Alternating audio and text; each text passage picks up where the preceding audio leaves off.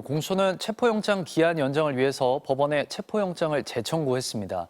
공수처에 나가 있는 취재기자 연결해 보겠습니다. 이혜리 기자, 영장이 발부됐습니까?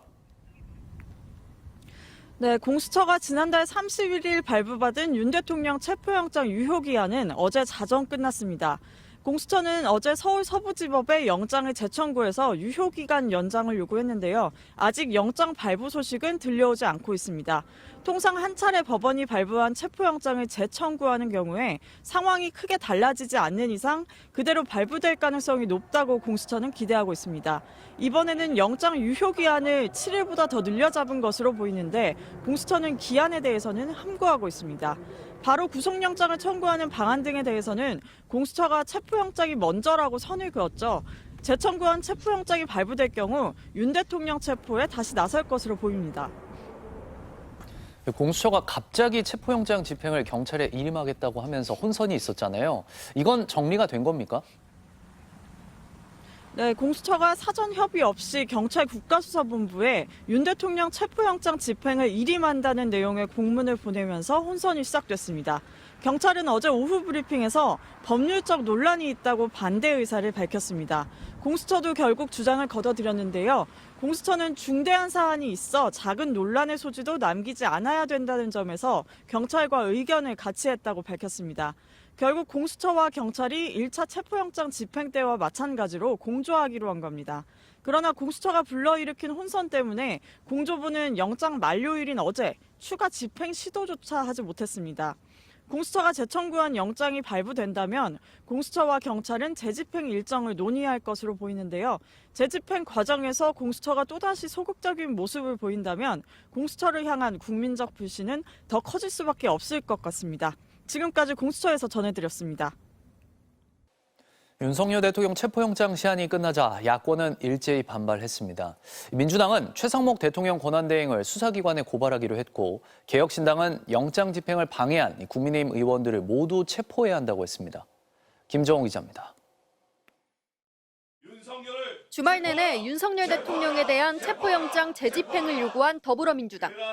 체포영장 시한이 끝나는 날 고위공직자범죄수사처의 영장 집행이 사실상 무산되자 최상목 대통령 직무대행 경제부총리에게 우선 책임을 돌렸습니다.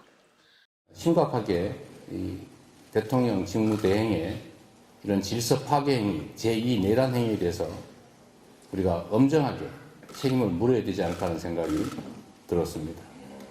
오동훈 공수처장을 향해서는 무능하고 우유부단하다며 엄동설안에 윤석열 체포를 촉구한 국민들 앞에 부끄러운 줄 알라고 질타했습니다. 영장 집행을 막은 대통령 경호처를 향해선 대한민국 국격을 땅바닥에 패대기 쳤다고 비판했습니다. 본격적인 법적 조치에도 나서기로 했습니다. 최 부총리가 대통령 권한대행으로서 경호처를 제대로 지휘하지 않았고 앞서 헌법재판관도 모두 임명하지 않았다는 점 등을 내세워 이르면 7일 최 부총리를 직무유기 혐의로 공수처에 고발하기로 했습니다. 개혁신당에서도 경호처가 주도적으로 헌법을 위배하고 있고 국회의원들이 동조한다면 다 체포해야 한다는 주장이 나왔습니다. 민주당 내부에선 오동훈 공수처장을 탄핵 소추하자는 주장까지 나왔지만 일단 공수처가 영장 집행에는 나섰던 만큼 당장 탄핵 소추 절차에 착수하기보다는 탄핵 사유가 있는지부터 따져보겠다는 입장인 것으로 파악됐습니다. MBC 뉴스 김정우입니다. 윤석열 대통령의 체포영장 시한 마지막 날 대통령 관저 앞에 국민의힘 의원 40명가량이 윤 대통령 체포를 막겠다며 나타났습니다.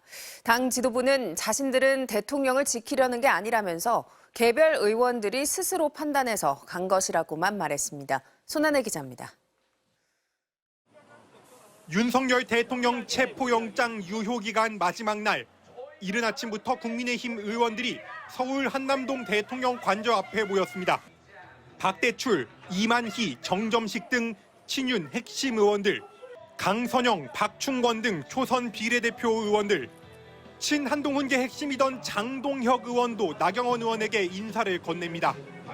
대통령 탄핵 반대 집회 바로 옆입니다.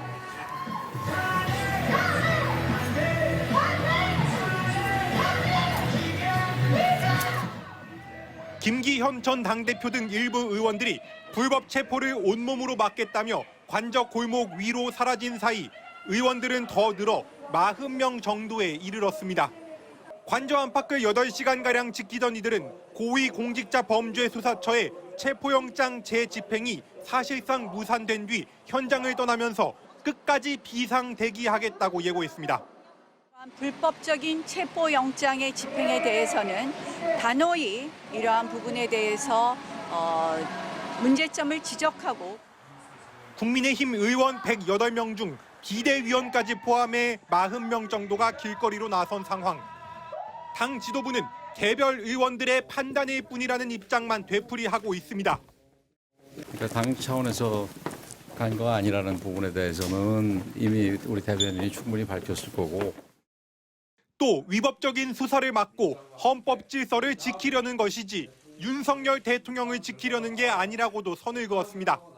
더불어민주당은 체포영장 집행을 막겠다고 나선 국민의힘 의원들을 특수공무집행 방해 등 혐의로 고발하는 방안을 검토하기로 했습니다. MBC 뉴스 손하늘입니다.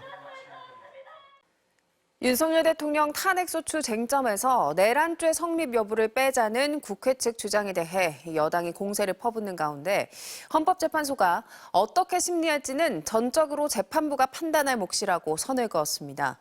또 국회 소추단에 헌재가 권유했다는 국민의힘 주장에 대해서도 사실이 아니라고 일축했습니다. 김현지 기자입니다. 형법상 내란죄 여부를 탄핵소추 쟁점에서 빼고 정리하자는 국회 측 입장을 두고 여야는 공방을 이어갔습니다. 중요 부분을 탄핵소추인단 마음대로 처리를 할 수가 없습니다. 국회의 재의결이 필요하다는 말씀을 드립니다. 헌법 위반 여부를 판단받겠다는 것일 뿐이지 내란 행위가 소추 내용에서 빠진 게 아니다라고 다시 한번 말씀을 드립니다. 8인 체제로 첫 재판관 전원회의를 연 헌법재판소가 입장을 내놨습니다.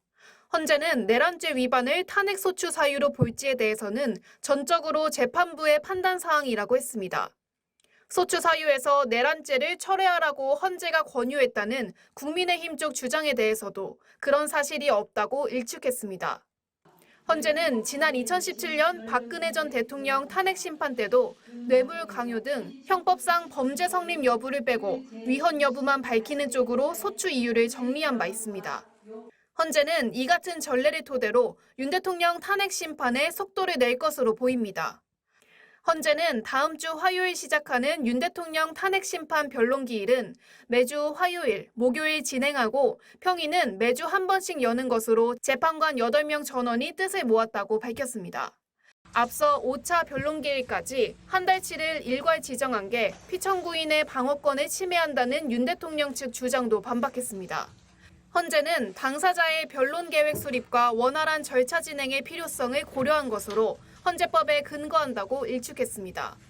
최상목 대통령 권한대행이 국회가 추천한 헌법재판관 중 2명만 임명한 것을 두고 국회가 청구한 권한쟁의 심판은 오는 22일 조기에 변론을 진행하기로 했습니다. MBC 뉴스 김현지입니다.